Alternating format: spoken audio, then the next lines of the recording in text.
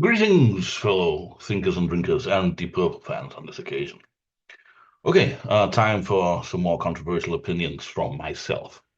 Recently, we had an in-depth look at Black Sabbath, or more to the point, their recent reissues of various albums and my opinion on the quality and value for money thereof.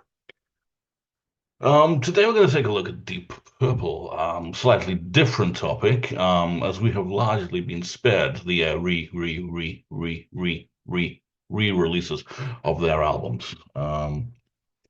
So not so much to complain about there, or not so much to compare. No, this is a far more fundamental look at what is the very quiddity of Deep Purple, what the very essence of the band, why I like them. Now, along with Black Sabbath and Rush, together they form the triumvirate of the music I've listened to for over 40 years, the music I appreciate, and presumably having reached the ripe old age that I have. This is unlike the ripe old age that I have. This is unlikely to change fundamentally. It's still in. Now, when it comes to Rush, for example, they had, with the exception of one album, the same consistent lineup. And although their career can be subdivided into parts as they experimented and changed styles here. I'm a fan of their entire catalog. When it comes to Black Sabbath, despite multitude of different lineups, which are all fairly distinct, my affections are reasonably evenly spread, but that is a video for another day. However, when it comes to Deep Purple, love is far from unconditional. Now, the in the world of Deep Purple, there are various lineups, universally known as Mark 1 to, I think it's Mark 9 now, although advanced mathematics was never really my strong suit.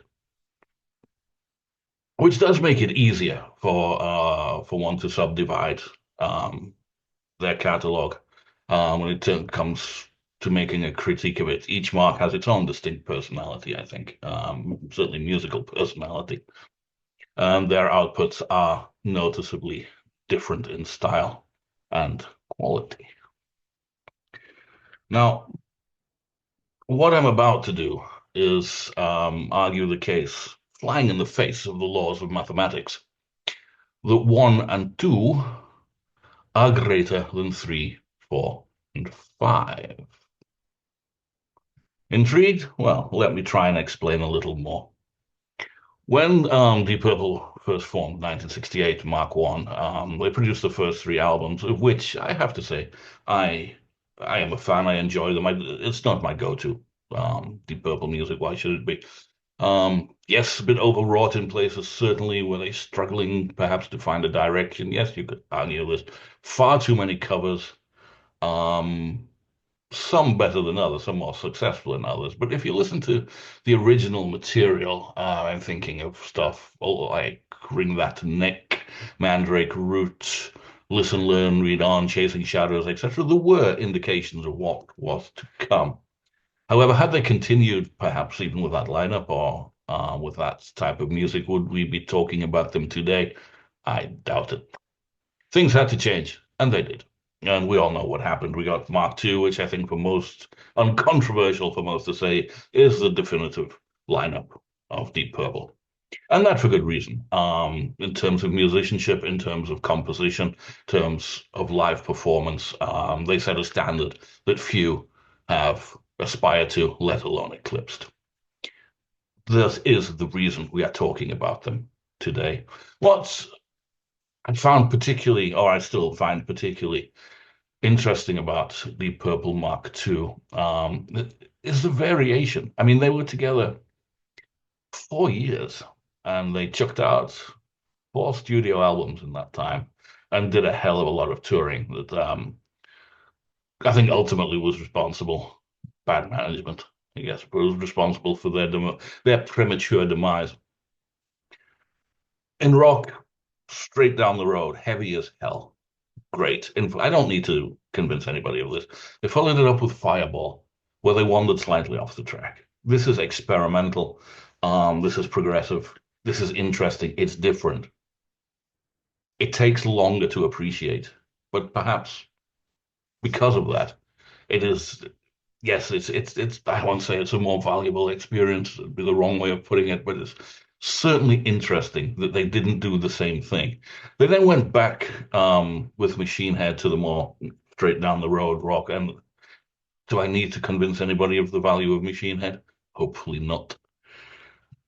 Which they followed up with Who Do We Think We Are, which to me is a vastly underrated album. And again, as with Fireball, they were exploring new territory, different ideas, different structures. A song doesn't have to be, verse, chorus, solo, verse, chorus. They were becoming experimental, which is good. I like some degree of experimentation in my rock music, as much as I will, again, probably in another video, declare that the original Black Sabbath lineup had that experimental aspect to it. They didn't let it dominate. They didn't completely disappear up their own fundaments, which I'm afraid, as much as I may like the bands and the music, for example, Yes and ELP did, there was certainly nothing in the Deep Purple catalog to rival the pretentiousness, shall we say, or the self-indulgence of Works Volume 2 or Tales from a Topographic Ocean, whatever qualities they may have. They got the balance about right. Unfortunately, Mark II came to something of a ignominious end, bad management, pressure of work. Gillen quit. The rest of them, that means Blackmore, sacrificed Glover in the process. And it was obvious he wanted a change. Now, at the time, he was very keen upon recruiting Paul Rodgers to be the singer. Now, that would have been interesting. You imagine Blackmore and Rodgers in the same room, let alone the same band. Can't imagine that would have been successful. It had a lot of musical potential, no doubt, but I think in terms of personality, we were not, we're not talking about a long-term relationship here. Oh, who knows? It never happened. Um, in recruiting David Coverdale, who auditioned via tape, two things I think. One, with the idea of Paul Rodgers in his mind, Blackmore had an idea of the type of music he wanted, or the type of direction he wanted to take the band in. So, the more, well, Rodgers came from free, so that type of thing, the more blues based, dare I say, the more American based music, blues rock, that they hadn't really explored with Gillan. Purple were always a very European sounding band, influenced band, which is probably why I preferred them to Zeppelin. I'm not the greatest fan of American rock. I have very little of it, surprisingly little of it in my collection. But yes, for whatever it was the classical influences that both Lord and Blackmore had. I don't know, but it had a distinctly European feel. Um, Hopefully you know what I mean. But all right, Blackmore obviously, who had now positioned himself to be the de facto, if not the de jure, leader of Deep Purple. He wanted to move in that direction, and Coverdale obviously fitted the bill. No way am I attempting to say that this was a poor man's Paul Rodgers, but he had that rich baritone, that bluesy inflection, and I think he his musical tastes were more informed by that type of music than, say, were the tastes of Ian Gillan. And also, being a relatively unknown, he would do what he was told, at least in the beginning. Now, when they replaced Glover, they replaced him with Glenn Hughes of Trapeze. Yes, excellent musician. Look, I'll put my cards on the table. I am the first to acknowledge the talent of Glenn Hughes, but I'm also the first to deprecate the use he very often makes of them. I don't think he had any business being anywhere near Deep Purple, but we will get to that. But not only did they recruit a bass player in Glenn Hughes, but also a very talented singer, who even at the time I think was, well, I'll say unwilling because he took the job on, but thought himself the lead singer and was unlikely to be content for too long with doing background oohs and ahs, which I think something Blackmore had in mind. The appeal of the harmony vocals and the musical potential that opened up to them. So anyway, that's what they did. And now the fun is about to start. Not allowing the grass to grow under their feet. Gillan left in July 2000, good God, 1973. Um, Byrne was released later that year. Can't remember exactly, but towards the end of the year. Anyway, they were on tour before the end of the year. Right, okay. What to say about Byrne? It's a classic. A lot of people love it. I've heard others argue eloquently that this is their favorite Deep Purple album, and this version of the band is for them somehow definitive. And that may be, as some have admitted, as that this was the first live experience they had of Deep Purple when they were at a formative age. Not true in my case. This was not the first version of the band I saw, and therefore, it didn't make that type of impression on me. I can only judge it in retrospect by its recorded output and live recordings. My first live experience was the last, as it turned out, four dates Blackmore ever played in 1993. My God, they were on fire, and that did leave a lasting impression. Although I was over 20 at the time and had some life experience, so perhaps not as impressionable as I could have been had I saw them when I was 12, 13, 14, whatever it may be. But no, no. Anyway, they recorded Burn. I really don't. All right, it's a retrograde step musically. The hard rock is still there. It's much more blues tinged than it was before. As I said, that has to be um, a deliberate decision, especially with the recruitment of the two new members. I think it was obvious what direction they were going to attempt to take this. But it lacks. All right. There are two great songs on here. The title track, again, I should not need to sing its praises to anybody. And the other one being "You Fool No One."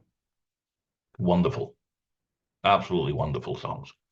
Um, the rest, slightly ho hum, I have to say. They're a little middle of the road. Might Just Take Your Life. Yeah, okay. Um, again, fine. Blues based rock. I like it. Lay Down, Stay Down is nice and upbeat, but it's blues-based rock. They are not treading new water here. They are not exploring any new territory here. Not really. I do like Sail Away, despite it's not a ballad, but it's just an effective composition. I may not totally like the direction that the band have started to go in, but you can't deny a good song when you hear it. And Sail Away is one of them. Great performance by Coverdale, actually, and Blackmore. Um, what's going on here again? Really, uh, people complain that "Who Do We Think We Are" has filler material on it, but I mean, I listen to Smooth Dancer or Super Trooper or Mary Long or Our Lady, Rat Bat Blue, Place in Line, even Woman from Tokyo. Any day before, I think they're vastly superior to this. Mistreated as well. I know this would go on to become a live classic, and I can't dispute that. But here it's a little bit reserved, perhaps. I don't know.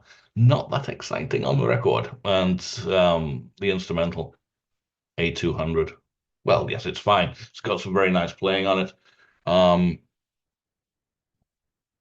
it's got some very nice playing on it. What can I say? This was very well received. In terms of the new boys, shall we say, Hughes had not started to exert his influence yet. Maybe looking back in hindsight, there were warning signs. It's possible. But the harmony vocals actually work quite well in the confined studio environment. Presumably Martin Birch could tone him down a bit. I'm speculating there. I have no facts to back that up, but it works well enough here. It's a good album. They're obviously enthused. I mean, Ian Pace is playing like a demon on this. He really is, and I say you cannot deny the brilliance of the title track. You really can't. I could say structurally maybe it does have something to Highway Star and the construction of the solo. The rock runs, the classical interludes. Well, but okay, if you're going to borrow from yourself, you may as well borrow from Highway Star. Doesn't get that much better, does it? No, again, okay. This was very successful. The band went out on the road. This is where things start to unravel for me. Now, we still have the core, Blackmore, Pace, and Lord, who at this point were very much at the peak of their powers. And undoubtedly, they were being reinvigorated by the new lineup and the new music. And they continued to put on spectacular live shows from an instrumental point of view. When it came to vocals, Coverdale had not yet become the confident, strutting frontman he would go on to be. He hasn't. And because this is Deep Purple in the early to mid 70s, there's an awful lot of instrumental passages in a 90 minutes, an hour 40 show. Gillan used to go play congas when he had fuck all else to do during these long instrumental passages. I don't think Coverdale ever did that. So he was left, I don't know, he either left stage, I think, during space trucking, or he was left with little to do. But he had an additional problem that Gillan was never subject to. He had Hughes, who slowly but surely started to upstage him, or attempted to upstage him. And as I said, I'm sure Hughes thought he was, or he should have been, the lead vocalist. Unfortunately, when it comes to Hughes, he became, vocally at least, he became very quickly the vocal equivalent of Athlete's Foot. Extremely fucking irritating. These whoops and hollers. I have no time, musical time for the real Stevie Wonder, so perhaps it should come as no surprise that I'm not impressed by somebody who wished he was Stevie Wonder. It started here. Now, if I listen to live Deep Purple Mark III, my go-to album of choice is Live in London because it was early in the tour, and this is as good as they're ever going to get. And this is Hughes at his least offensive, his least irritating. As time goes on, and there are good recordings, I may mention, but he becomes increasingly dominant and increasingly irritating. They restructured the show, and I say fortunately, one because yes, show confidence in your new album, your new band, your new direction. That all makes sense. But as became painfully obvious, they retained two Mark II songs, namely "Smoke in the Water," which they simply had to play, and "Space Trucking," which they still used as the vehicle for the instrumental improvisation, etc. I don't. Yeah, I don't know. I don't think it's controversial to say that neither of them ever came to grips with giving a good vocal rendition of any of Gillan's material, Mark II material. So they refreshed the set, and I think it remained consistent throughout the tour. Like I said, I'm not the expert particularly on Mark III live, but yeah, and the tour was a success. Like I said, there is strong material. I don't say Burn is a bad record. I just all I'm saying is it didn't have that. It went down to a more traditional conservative blues based approach that just lacked that little something. Fair enough. Tradition had been established. The Down the Road Rock album, the experimentation album. The Down the Road Rock album, the experimentation album. This may, as we'll see, have been the Down the Road Rock album, and the experimentation album was to come. We'll get to that. However, yeah, my interest is starting to diminish here. I don't particularly like Free or Bad Company or whatever you would like to equate them to or with. Much preferred what was going on in Mark II, much preferred what was going on with Uriah Heep, what was going on with Black Sabbath, etc. around this time. Even some of the more progressive bands. I think whatever Deep Purple had that made them special, um, well, one factor quit and the other one was fired. Yes, I do believe that. Okay, so what next? Well, they were still being worked to death at this point, so very quickly they had they went back to the studio to record the follow-up. All right, this is going to get painful. All right, so they went back to the studio and they merged with Stormbringer. Wow, don't know what to say about this. Other than, okay, I'll be as positive as I can. This album is incredibly well bookended. Starts with the title track. It's a great Deep Purple song, and it ends with Soldier of Fortune, which is again a great Deep Purple song. What's in what's in between, I have very little time for whatsoever. It's an amazing thing that Hughes, I think, particular, has really started to flex his muscles here, and has been given far too much leeway. For once, Blackmore really let us down. For after the band reformed in the 80s, I think we subsequently know, it would have been much better if he'd allowed it to be a more collaborative effort than it was. But now, when you were really hoping that he would put his foot down, he didn't. Now, whether he'd already lost interest, I will never know. But I mean, things like Love Don't Mean a Thing. God, this is awful. This is this American blues, soul, funk, I don't know, whatever label you wish to put on it. I just don't like it. Ultimately, there is music you like and there is music you don't. Okay, within both there are nuances. I understand this, but this is not what I come to Deep Purple for. If I want a Deep Purple blues, I will listen to When a Blind Man Cries. Or much later on, even say Don't Make Me Happy, something like that. Okay. I don't like this. Not my thing. I know people out there are tearing their hair out. Maybe I can hear the sharpening of knives. That's fine. Take it on the chin. But really, this is not. th- There was some funk on Fireball. The rhythm to No No No, or even No One Came, something like that. Different type funky rhythm, but this is not what I listen to Deep Purple for. This is not a rock song. It's not even a blues song in the real tradition of it. It's that sort of thing that Coverdale later, when he first started his solo career, was actually did better than this, in all fairness. But no, Holy Man, Hold On. This is pop rock, Americana pop rock. Um, Kind of catchy, kind of vacuous. Yes, if it's on in the background, I won't be yelling to whoever's playing it to switch it off. But it's largely forgettable. Does not compare to Mark II. No, I know I've said I like the fact that they made the Down the Road album and the experimental album. So this is obviously a more experimental album. So it'd be hypocritical of me to criticize the process. What I'm criticizing is the direction and the results.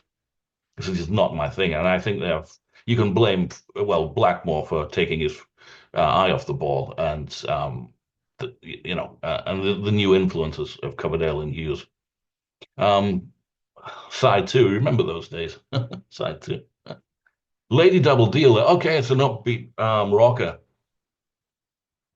When I first heard it, I was convinced it was Lay Down, Stay Down from Burn with different lyrics. I have been persuaded by people whose opinion on the whole I've come to trust that that's not the case, but really, I don't know. I still. And then again, yeah, okay. You Can't Do It Right with the One You Love is another one of these sort of, I don't know how to say it, American dirgy blues things. If you like that sort of thing, I'm sure you're ecstatic by this point. However, I don't. Again, this is not what this is very, very far removed from what I was listening to, or the reasons that I listened to Deep Purple. Highball Shooter is kind of fun. It's also kind of, you know, throwaway to some extent. The Gypsy, I must admit, is a pretty good song and works better live. I saw Coverdale play it many years later when he did the Purple tour with Whitesnake, and it came across surprisingly well there, although his voice, unfortunately, by that time was a shadow of what it once was. And then, yes, Soldier of Fortune. Yes, it. If we're going to talk, blues ballad sort of thing, yes, this is my idea of a Deep Purple blues ballad. This is a wonderful song and a phenomenal vocal by Coverdale. Um, I think, ironically, this turned out to be the final straw, and Blackmore already had his eyes on the door. He'd already sized Ronnie Dio up, no pun intended, um, and thought that they could do something together. And he was soon to quit the band. I mean, they did go out on tour, and there are a couple of, well, there are actually quite a lot of live recordings out there now, which are hit and miss for me. Like I said, as I said earlier, if I'm going to listen to Mark III live, it's probably going to be live in London. Um, yeah, I mean, the re-released in their entirety a few years ago, the Paris and the Grasse concert. They're well worth listening to, but again, this has moved too far away. Hughes is far too prominent, as he is on this record, actually, for somebody who was supposed to be the backing singer. Well, that's unfair. He wasn't supposed to be the backing singer, but you have a lead vocalist, a non-instrumental lead vocalist, and you're really giving him very little to do. I mean, remember when, especially when it came to playing live, this was the early 70s. There was a lot of instrumental. Some would call it excess, others would call it brilliance. Whatever it was, the singer had had a lot of time on his hands, shall we say. Um, and you really, I mean, Coverdale seemed to be hamstrung from the off here. I don't like this. I rarely. In fact, I listen to all these things I'm about to do. What did somebody say? I somebody were referencing my some of my Sabbath reviews, and I defecated from a considerable altitude, which I thought was it's a nice twist on an idiom. Yeah. But the albums I'm going to criticize in this video, I listened to them all before commencing. And again, I've mentioned before, it's sometimes it's really nice to have your prejudices confirmed. I don't like this. If this was, again, if this had been, their standard fare, I would not be a Deep Purple fan. If this had been the best thing they ever recorded, I would not be a Deep Purple fan. It is that simple. I don't like it. Um, I can listen to most of it, but no, sorry. Does absolutely nothing for me, really. Anyway, Blackmore buggered off, doesn't he? More about which coming up. Now, replacing Blackmore was not going to be an easy thing. I'm sure, I think at the time that Pace and Lord would have been happy to sort of knock it on the head at that juncture. Um, but Coverdale and Hughes, yeah, they'd now reached the big time. They were probably key, more the motivating factors to keep it going. They recruited Tommy Bolin, of whom I know very little. I have a couple of his solo albums. I should actually listen to them more. I have to accept the fact that he didn't get the job because of his incompetence.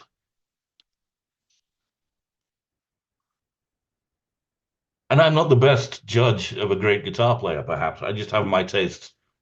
Um, yeah, built up over the years, what I like, what I don't like. I mean, I'm not saying he's a bad player. I just don't like particularly what he does. I have to say that the times I have listened to his solo albums, I find them easier to listen to. Perhaps, perhaps, perhaps due to the lack of baggage than I do this. the album they produced together, and it was only one. Come Taste the Band. Again, I've heard people say this is one of their favorite Deep Purple albums. Fine. They obviously have a greater tolerance for certain things than I do, but this is if Stormbringer was a move away from what I think of Deep Purple, and this is just, it's out of sight. It's moved that far away. This is an American rock album, largely influenced by an American rock guitarist. Again, it's a matter of taste. I don't like it. Although I will say, it does have something in common with Stormbringer. And it's bookended rather well. I think Coming Home and bloody hell, You Keep on Moving are two really good songs. What's in the middle is just fairly uninspired to me. Boring even. Yeah, there's nothing I really get off on here. Um, again, it's down to taste, I admit, but this is not my taste. I don't like this at all, really. No, moving moving the band this far away from again what they were with Gillan and Glover, it's gone too far for my taste. I don't appreciate this particularly at all. Life turned out to be a bit of a fucking fiasco, didn't it? Um, we all know about the problems. No need to dwell on them here. But the band soon imploded. Is especially the benefit of hindsight of no surprise to anyone. And it left, it ended on a bit of a damp squib, didn't it? I think even John Lord said at the time, that this Come Taste the Band now should not have been a Deep Purple album.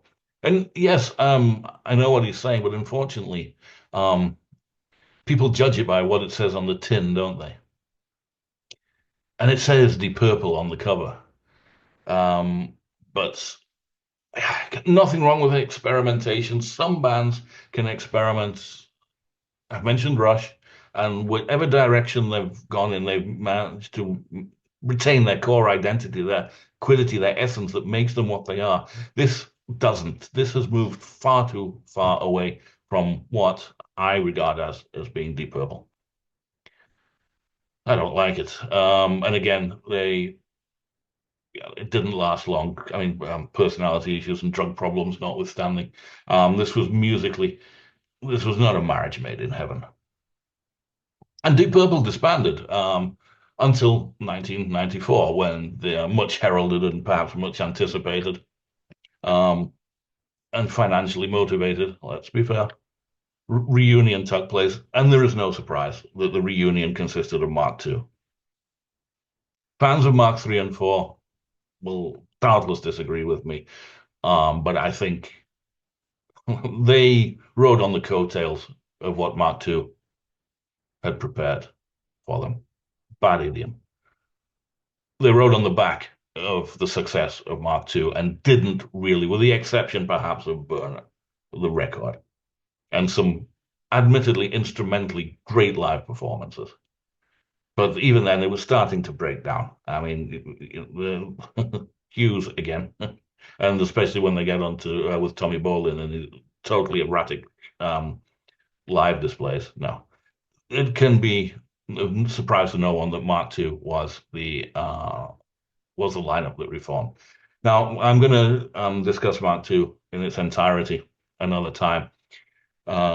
Just the only point here, they managed to get 6 years and two albums and a few tours together before personality issues reared their head. Out went Gillan. Now, at this point, it was early 1989.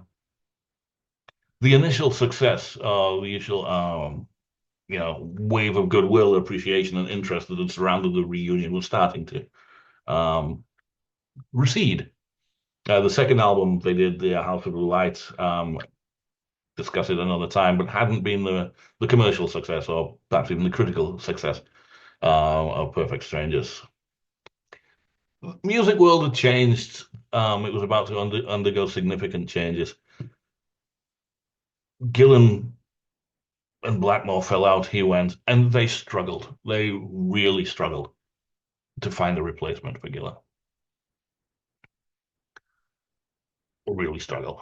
Ultimately, it was ex-Rainbow singer Joel Turner that got the job. I remember the dismay I felt when I first heard this. But Turner was not an unknown quantity.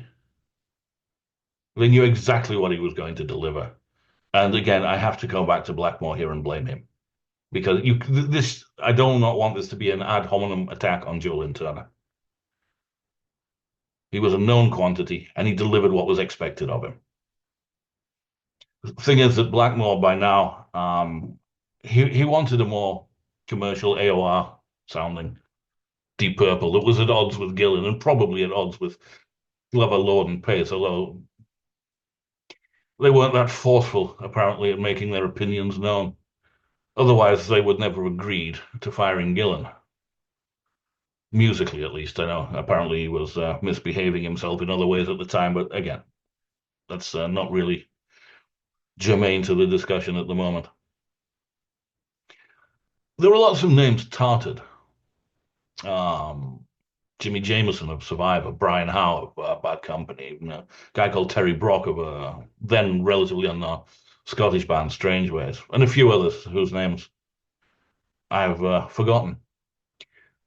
But none of them was, well, no, let me rephrase that. All of them are indicative of the type of album that they were going to make. What ultimately became Slaves and Masters would not have been fundamentally different had any of them got the job. There was no outre choice of vocalist ever been touted. I don't know, Bruce Dickinson from Iron Maiden or something like that. Oh God, whoa, okay. That would be interesting. Where the hell are they going to go? No, it was obvious what type of album was going to be produced. It was going to be a soft rock AOR. I don't know, Foreigner is the typical example, Bad Company of that era of the 80s, 90s, that sort of thing. Again, not the type of music I listen to. Journey, perhaps, I don't know. But, that was making money. I think Whitesnake 87, which was a very commercial album, very commercially successful album, if nothing else. May have pointed the way. Blackmore, oh hell, Coverdale can do it. Surely we can do it. But inevitably, when you bow to fashion, you you sacrifice your integrity inevitably, and that may have happened here. But again, can't blame Turner for this. Any of the any of those singers I mentioned are the ones that were considered for the job. They were considered because they had that soft rock, that AOR. They had those sensibilities, those credentials. Can't blame Turner for that. It is conceivable. It is conceivable that any or none of them would have made a better fist of the backing tracks that the band provided, and could have perhaps written better songs, given a better vocal performance than did Joe Linton. It's conceivable. It's also conceivable that they would not. It is conceivable that any of them could have had a more commanding, authentic stage presence than did Joe Linton, or not. It's also conceivable that any or all of them would have conducted themselves with more tact and more decorum in front of the press than did Joe Turner. Almost certainly they would have done. Yeah, it's unfortunate. This really is the nadir of Deep Purple's recorded output. Slaves and Masters, as it was known, as it became known, and when it was released in 1990. I have said publicly before that this album, as a product, as a record, it has at best scatological interest, and as a snapshot in time of the band's career, it had at best thanatological interest. For anybody who needs to know, who needs elucidation on these terms, scatology is the study of feces, literally shit, and thanatology is the study of dying. This was not a particular success. And live, I'm afraid they were disappointing. Ironically, they did one of the things Gillan was desperate to do was revitalize the set list. So a lot of the new album got put into the set, which I'm afraid just highlighted its inherent weaknesses. And they did reintroduce Burn as the opening song. Again, going to be a bit unfair on JLT perhaps, but what's that thing called? The Peters principle, whereby someone keeps getting promoted until their level of incompetence is reached. I'm afraid Joe Turner had no business fronting this band. This is not what Deep Purple's about. Um, I think it probably failed, even by their own criteria. It was not a commercial success. They were, I don't know, maybe inspired by Aerosmith or something, a rock band from the past who'd engaged with, was it Desmond Child or Valance, or, to write them these pop hits. I think that's the sort of the direction they wanted to go. And then fair enough. If that's what they wanted to do, then it's understandable that Turner was, although he was by no means anybody in the band's first choice, but is an understandable choice because that's what he's good at. But this is not Deep Purple, not for my money. But again, what does it say on the cover? It says Deep Purple. Not impressed with this at all. Never have been. Although it would have involved at least a 12-hour flight and considerable financial expense, which I maybe didn't have, given how old I would have been in 1990. I actually passed up the opportunity to see Deep Purple live for the first time because it would have meant seeing them on this tour. I cannot tell you the relief I felt when news spread through that Gillen had returned. But again, we'll get onto that in a new video. So that's it. That was it 57 years Deep Purple have been active. Well, all right, -8 from 1976 to 1984, but a long time. And the period I've covered here is about 4 or 5 years at most, which I don't like. So it's not bad going, is it? I mean, they still remain, one of my three favorite bands. It's just, yeah, when they got it wrong, they just got it wrong. Now, I know this is going to upset quite a lot of people. Well, upset, I mean, shouldn't be upset. I mean, I haven't insulted your mother, have I? You know, and I know a lot of people are going to disagree with me on this one, which is fair enough. We all hear things differently. We all see things differently. We all have different tastes. Feel free to comment. Feel free to argue. I have been told that nobody has ever suffered physical or psychological trauma from hitting the like button or leaving a comment or anything of that nature. Please feel free to do so. Happy to discuss my opinions if anybody wishes to comment. I will do my best to answer them. Yeah, that's it. Unfortunate little blips in an otherwise glittering and stellar career. Why did I stop at Mark 5? You may well be asking. Well, I'm a great fan of the Morse and now the McBride era. And I think it probably deserves its own discussion, which I will get round to at some point. Also, I may get round to giving a more detailed analysis of what it is I do like about Mark II. I've hinted at it here, I think. Although I'm sure you can reverse engineer it by taking what I don't like about Mark 3, 4, and 5. But look, that's Deep Purple for you. And more to come on this subject, certainly. But I thought I'd get my dislikes out the way first. Much more fun talking about things you actually do like. All right. So feel free, let me know your thoughts.